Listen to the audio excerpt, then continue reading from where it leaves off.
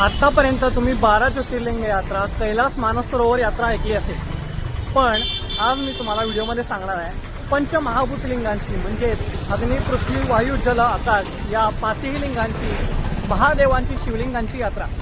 आंध्र प्रदेश आणि तामिळनाडू या राज्यांमध्ये या 5 महादेवांची मंदिरं आहेत। या 5 मंदिरांपैकी 2 मंदिरांची व्हिडिओ आपल्या चॅनलवर ऑलरेडी उपलब्ध आहेत। त्यानंतर आज मी आलो आहे तिसऱ्या व्हिडिओसाठी तिरुपतीजवळ 35 किलोमीटर असलेलं कालहस्तेश्वर महादेवाच्या दर्शनासाठी।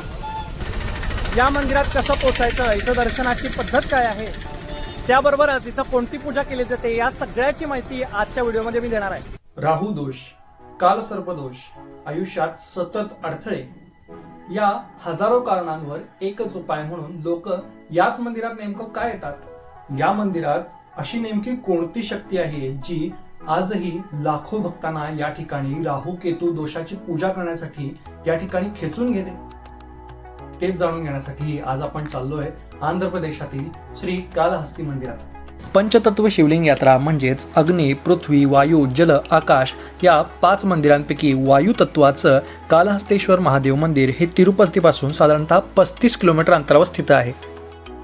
या श्री कालहस्ती मंदिराच्या नावामागेही एक वेगळी कथा दडली आहे। तर श्री म्हणजेच कोळी, काल म्हणजेच साप आणि हस्ती म्हणजेच हत्ती। या तिघांनीही महादेवांची एकेकाळी निस्सीम भक्ती केली होती आणि त्यानंतर महादेवांनी या तिघांनाही आशीर्वाद स्वरूप मोक्ष प्रदान केला होता। म्हणूनच या तिघांच्या नावांवरून या ठिकाणाला श्री कालहस्ती असं संबोधलं जाऊ लागलं। इथे भगवान शिव हे वायुलिंग स्वरूपात विराजमान आहेत आणि म्हणूनच या मंदिराला दक्षिण कैलास असं देखील म्हणलं जातं। या ठिकाणची आणखीन एक रंजक कथा म्हणजे हजारो वर्षांपूर्वी भक्त कनप्पा यांनी आपल्या भक्तीने महादेवांना आपले स्वतःचे डोळे देखील दान करण्याची तयारी दर्शवली। यावर प्रसन्न होऊन महादेवांनी त्यांना मोक्ष प्रदान केला। तुम्ही जर तिरुपतीला जाण्याचा प्लॅन करत असाल तर या मंदिरात यायला तुम्हाला फक्त 1 तासाचा अवधी पुरेसा आहे। त्यामुळे तुमच्या पुढच्या ट्रिपसाठी तुम्ही अर्धा दिवस जरी एक्स्ट्रा काढलात तरी तुम्हाला या मंदिरात नक्की येता येईल। आणि हो, तिरुपती दर्शनाचे संपूर्ण व्हिडिओज आपल्या चॅनलवर उपलब्ध आहेत, ते बघूनच तिरुपतीला नक्की जा, म्हणजे तुमची गैरसोय होणार नाही।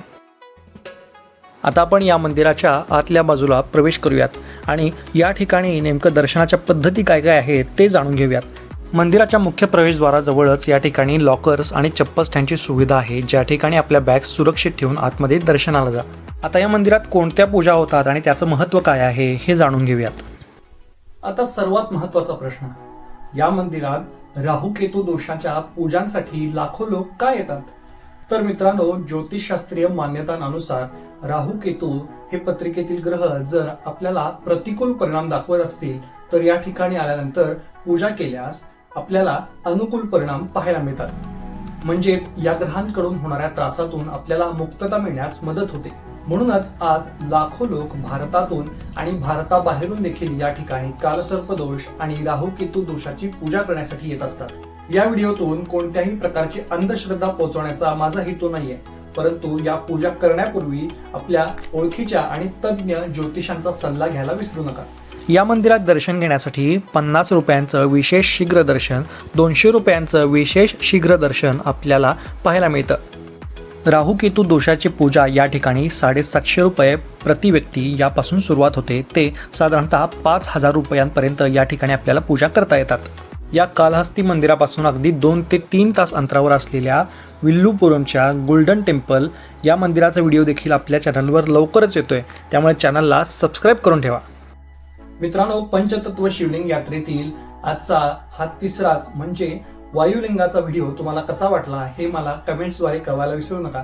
आणि अशाच नवनवीन ट्रॅव्हल व्हिडिओसाठी आणि मंदिरांच्या भेटी घर बसल्या अनुभवण्यासाठी आपल्या ट्रॅव्हल विथ वरद या चॅनलला सबस्क्राईब करायला विसरू नका। लवकरच आपल्या चॅनलचे जास्तीत जास्त सबस्क्रायबर वाढवण्याची जबाबदारी ही आपल्यावर आहे, कारण सनातन हिंदू संस्कृतीतील जास्तीत जास्त मंदिरं आपल्या चॅनलवर येण्यासाठी माझा नेहमी प्रयत्न असतो।